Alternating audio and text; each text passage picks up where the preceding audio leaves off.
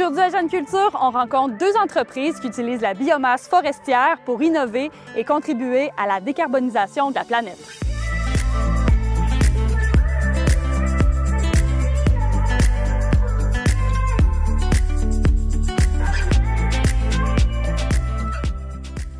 Jean-Pierre Naud, tu es président-directeur général du Centre provincial d'expertise en énergie et biomasse Desjardins. Et voilà. Et voilà. On se retrouve sous le grand dôme de séchage et d'entreposage futur de biomasse à Saint-Marc-des-Carrières. Ouais. Tu es un passionné de l'énergie renouvelable et du développement local, régional. Ouais. Explique-moi qu'est-ce qui t'a amené à la biomasse. On s'est aperçu qu'il y avait quand même beaucoup de biomasse qui était résiduelle, qui n'était pas valorisée, qui aurait pu être transformée en énergie thermique. Donc, et quand on parle de biomasse, là, on parle de bois, c'est ça? Du bois, oui. C'est ça, on parle de bois. On s'est dit, c'est que ça n'a comme pas de bon sens d'utiliser du mazout lorsqu'autour des clochers d'église, on a de la biomasse qui est non utilisée, non valorisée et en plus, trop souvent, enfouie.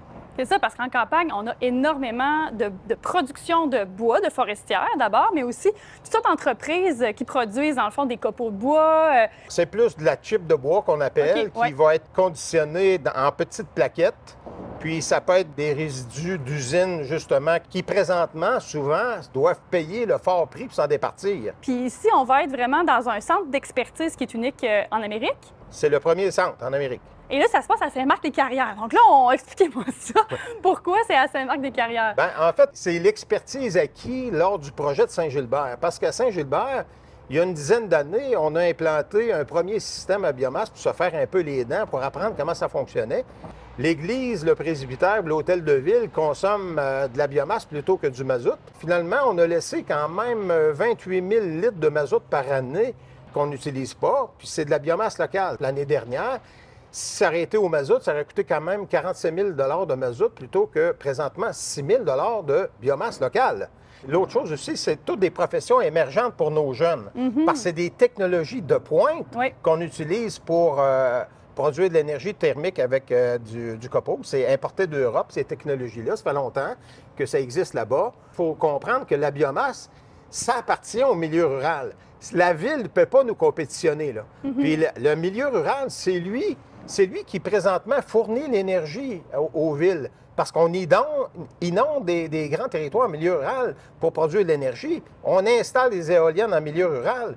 Mais le milieu rural, là, s'il valorise son énergie, là, il peut libérer d'énormes quantités électriques qui vont servir à brancher les autos. Absolument. Puis pour ça, ça prend une expertise et ça prend des gens qui sont, formés, ça prend des installations de pointe.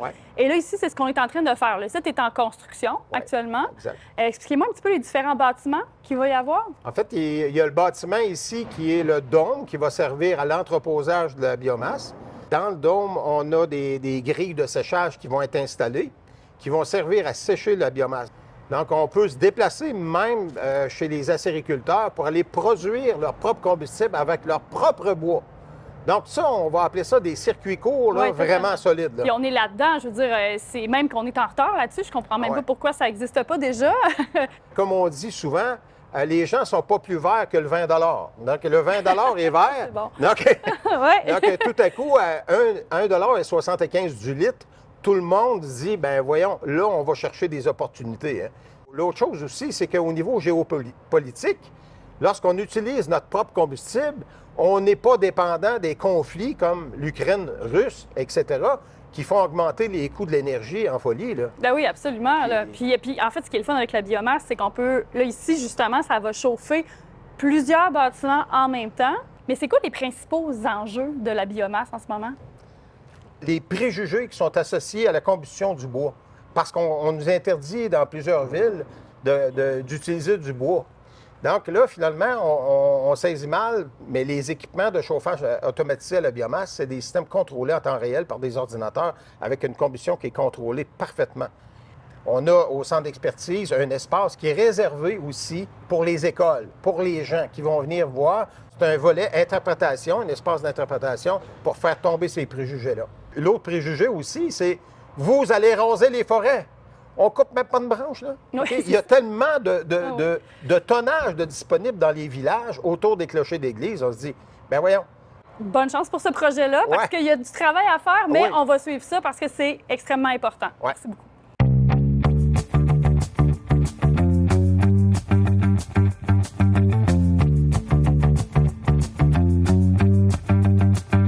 De 1914 à 1923, plus de 140 fours à charbon sont construits au Québec. En 1938, 86 de la production provient de Portneuf. La présence de merisiers, d'érables, de hêtres ainsi qu'un règlement municipal de Saint-Raymond y sont pour quelque chose. L'obligation de bâtir des maisons en briques fait apparaître des briqueteries et des briqueteurs maçons. Cela permet aux fours à charbon de se répandre partout dans la région. Ce boom mène à la création de la compagnie Dufresne et Paquette. Alexandre Paquette, un homme d'affaires redoutable, a la main mise sur le marché. Florent Leclerc de Sainte-Christine réussit tout de même à faire sa place grâce à sa femme, Léonie Gignac-Leclerc. Audacieuse, elle se rend à Montréal pour rencontrer un important acheteur et le convainc de s'approvisionner chez elle. Elle répète le même exploit à Toronto puis à New York. Elle contourne le stratagème d'Alexandre Paquette qui enregistre tous les noms imaginables de compagnies pour éliminer la concurrence. Son avocat en trouve un qui n'est plus enregistré depuis 36 ans. C'est ainsi que Charbon de bois Feu d'érable voit officiellement le jour en 1963. Dans les années 90, Linda Dugas rachète la compagnie et relève le défi de respecter les nouvelles normes environnementales avec l'installation d'un incinérateur. Elle assure ainsi la survie de l'entreprise au moment où toutes les autres disparaissent.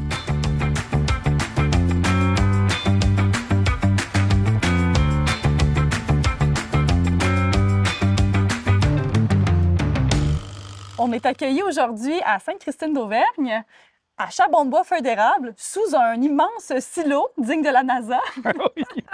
Qu'est-ce qui se passe ici, au-dessus de nous?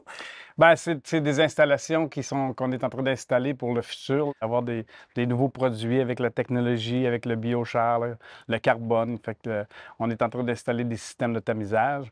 Mais toi, Sylvain, comment tu t'es intéressé à cette industrie qui est quand même assez particulière, mais propre à la région de Portneuf, là?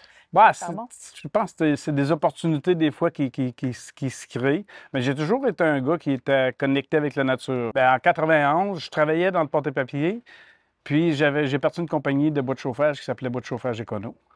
Après ça m'a amené à développer des produits, faire du bois de chauffage séché au four. La crise de verglas de 1998, je me suis rendu compte qu'il y avait des problèmes avec l'énergie.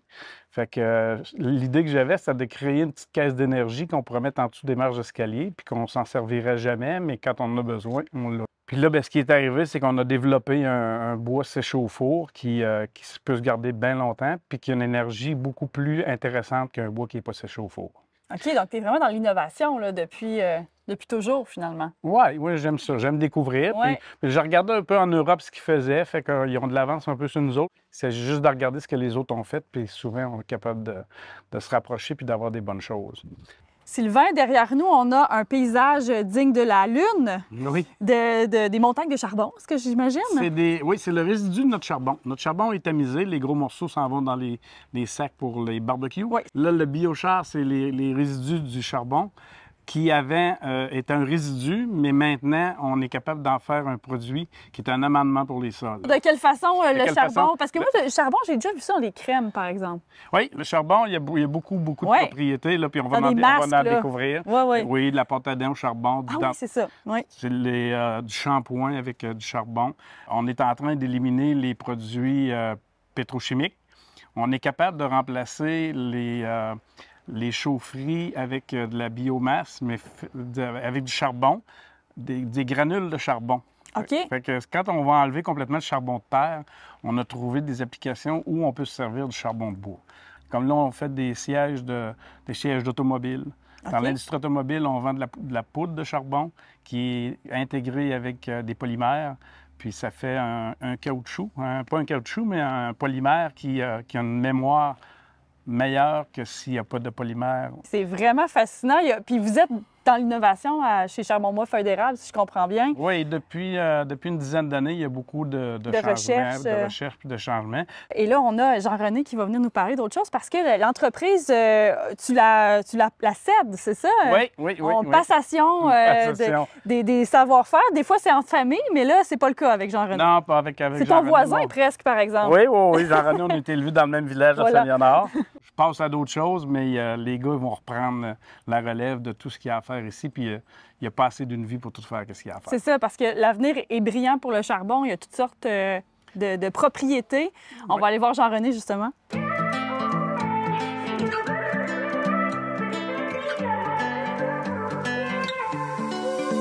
Jean-René Côté, c'est toi qui prends le flambeau de cette entreprise. C'est-tu épeurant? Non, c'est pas épeurant, c'est stimulant, je dirais. Oui. Nous, on était un peu son entrepreneur. Donc, on bâtissait des usines, on bâtissait des fondations. Puis à chaque fois qu'on venait, j'étais toujours un petit peu curieux. Je posais des questions à Sylvain. Puis Sylvain, il connaît le domaine, il est passionné, il a la flamme. Je pense qu'il m'a contaminé avec sa flamme. Ah ben là, moi, je suis sur le bord de la racheter après toi. Je suis contaminée moi-même. Non, mais c'est vraiment un univers fascinant quand même, le charbon, parce qu'on peut faire toutes sortes de choses. Pour l'avenir, on parle de biochar. Le gouvernement du Canada a accepté l'épandage de biochar tout récemment, il y a quelques années. On parle présentement de biochar pour de l'énergie, donc du petit charbon. On parle de la filtration. Donc, les domaines sont inarrêtables presque présentement. C'est quand même impressionnant parce qu'une entreprise qui est née en 1955, qui peut encore innover autant aujourd'hui en 2023, c'est quand même fascinant, là. Oui, c'est fascinant, mais faut toujours penser aux anciennes méthodes. On a essayé d'innover de plusieurs façons, trop rapidement, puis il fallait toujours revenir avec le passé. Le charbon, c'est fait d'une méthode ancestrale. Les fours à charbon sont construits d'une méthode ancestrale. On a essayé d'en faire en métal, on a essayé d'en faire de différentes façons, puis il fallait toujours revenir à la méthode ancestrale pour que ça fonctionne comme il faut. Donc, on est capable d'amener la technologie pour améliorer l'environnement, pour améliorer la productivité, pour améliorer plein de choses. Mais l'essence même du charbon, il faut la garder ancestrale. On n'a pas le choix. Ah, c'est vraiment intéressant. Donc, les racines ne sont pas oubliées dans toute cette innovation-là, finalement. Non, puis même, moi, ça fait à peu près 3 ans que je suis avec Sylvain dans l'aventure. Moi, je suis un peu jeune, je veux bouger, je suis ingénieur civil en même temps. Fait que je me dis, bon, ben, je vais emmener mes théories, je vais emmener mon savoir-faire. Mais à toutes les fois, je me dis, faut que je parle aux anciens, ils ont du savoir-faire. Puis ça fait longtemps qu'ils en font, puis c'est tellement une belle méthode. Transformer du bois, si on veut, qui a plus ou moins de valeur, c'est du bois de pâte. Mais nous, on réussit à faire une valeur ajoutée en charbon, tout simplement en mettant le feu dedans, puis on le fait de plus en plus écologiquement. Ah, puis ça défoule de mettre le feu dedans quand même. On a une mauvaise journée. Pas trop. Puis là, explique-moi donc, bon, je sais que l'avenir se passe entre autres par ce grand silo digne d'une fusée. Qu'est-ce qui va se passer là-dedans? Oui, dans le fond, ce que vous voyez présentement ici, c'est du biochar qu'on a dû mettre en tas à l'extérieur parce qu'on en avait trop. Là, on s'en vient l'année prochaine avec une nouvelle ligne de tamisage. Donc, tout le produit va rester dans des silos comme lui qu'on voit ici. On va avoir 3 produits, le fin et le plus gros, puis tout va être mis en big bag. Donc, tout va être vendu au fur et à mesure qu'on le produit.